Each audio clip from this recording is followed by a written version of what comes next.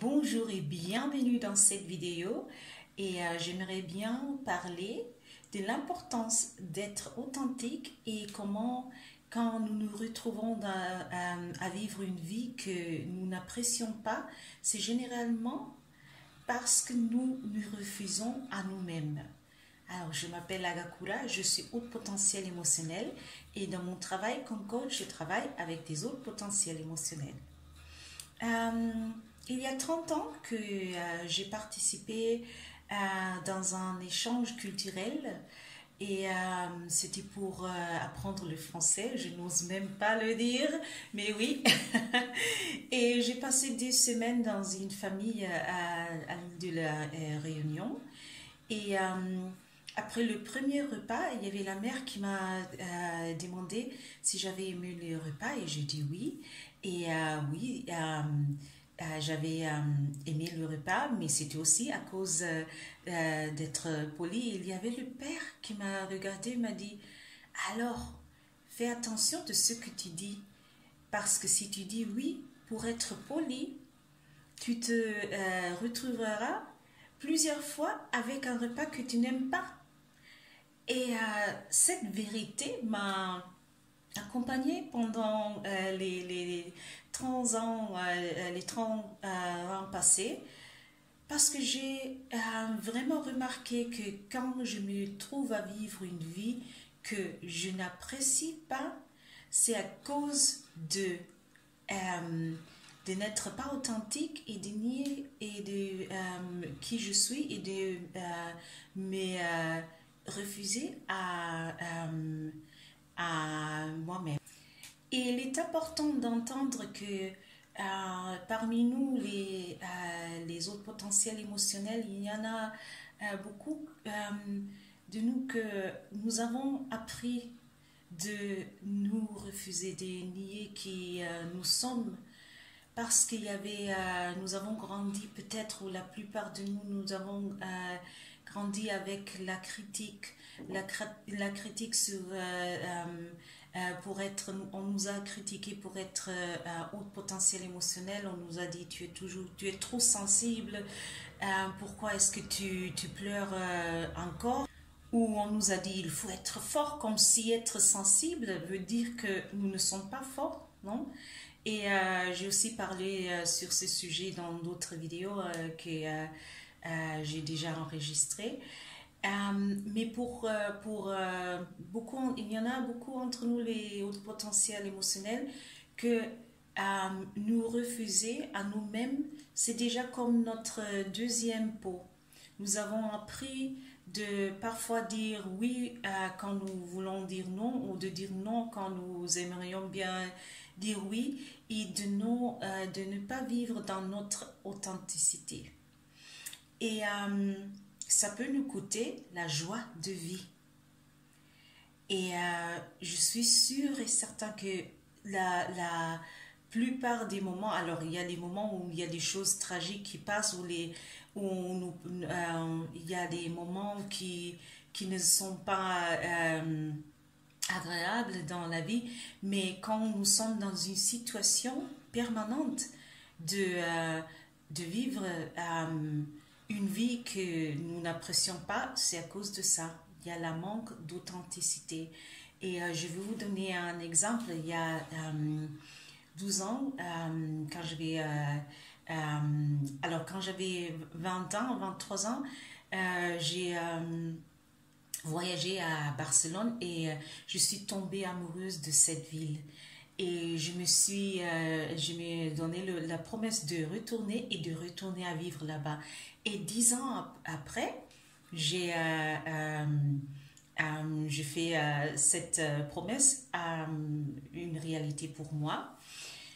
Et quand je suis arrivée à Barcelone, alors je cherchais du travail et je l'ai trouvé dans le service au client, alors d'attendre au client qui appellerait et qui voulait parler avec quelqu'un qui parlait allemand. Comme je suis allemande, c'est ma langue.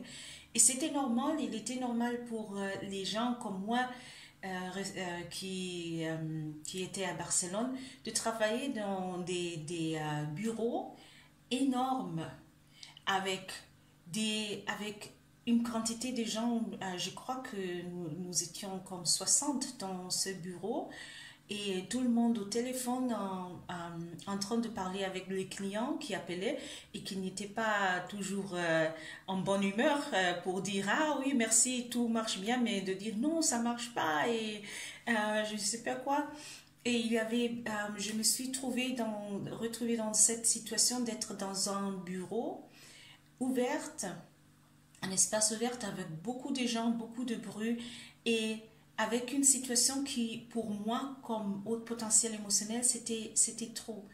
Et, mais je l'ai fait en pensant, alors je suis dans la ville de mes rêves et il faut le faire. Il faut vivre, c'est ça qu'il faut vivre, c'est ça que tout le monde fait. Et ce travail venait avec un contrat et beaucoup des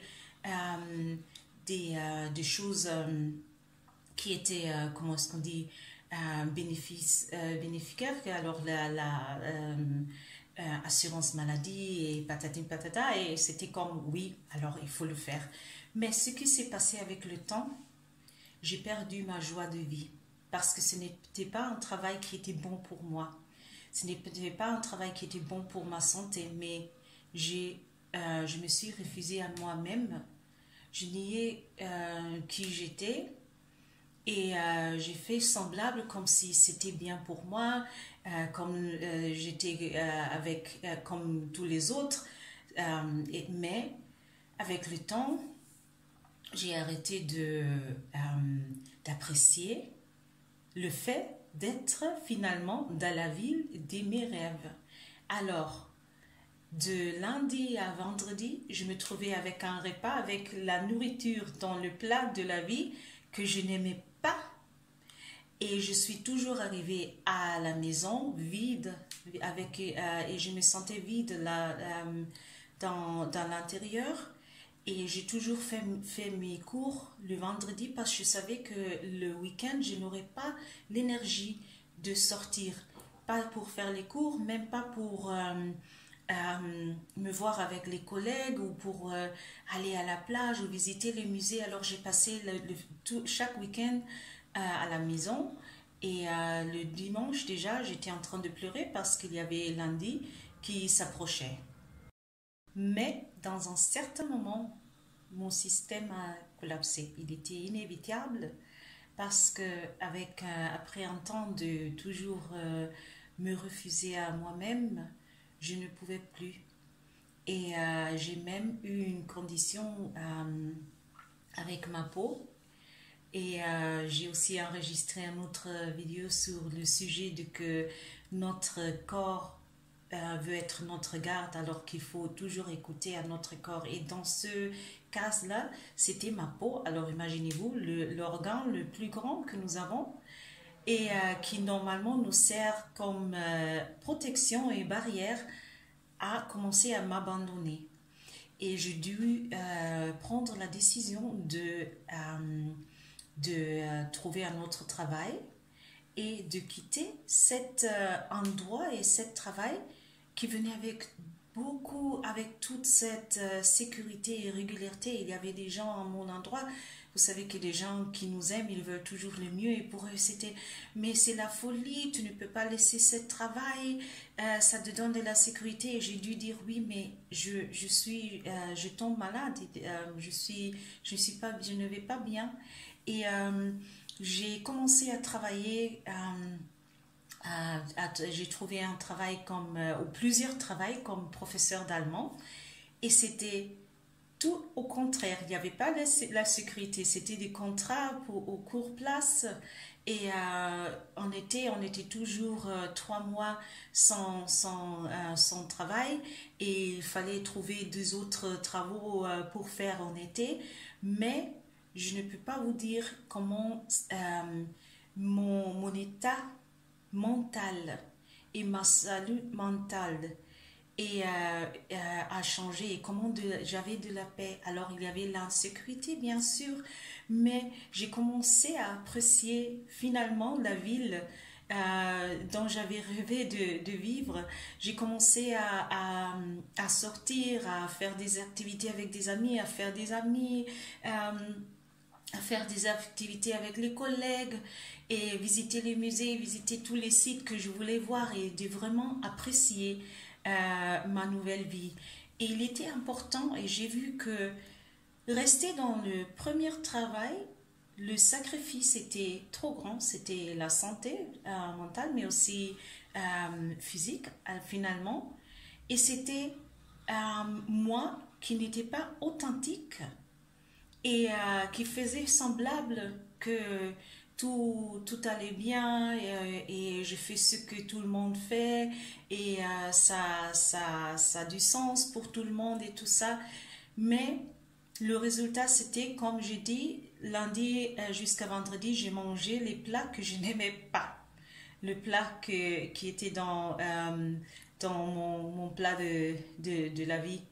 Et je n'avais pas la force pour apprécier le week-end. Et je veux vous inviter avec ce vidéo de vraiment commencer à vivre d'une forme authentique et votre santé mentale est important, votre paix et votre joie de vie compte, votre joie de vie est important.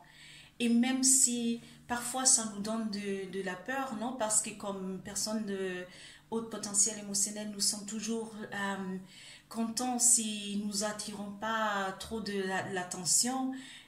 Déjà, on a toujours fait à cause d'être haut potentiel émotionnel, mais je vous dis que si vous commencez à vivre dans votre authenticité, vous faisiez d'autres amis, d'autres connexions avec les gens qui sont aussi dans leur voyage vers l'authenticité. Et ça vaut la peine. Et c'est pour ça que je voulais enregistrer ce vidéo. J'espère que ça vous aide, que ça vous sert pour avoir la courage de commencer votre voyage, de vivre dans votre authenticité, dans votre vraie identité et d'arrêter de vous refuser à vous-même.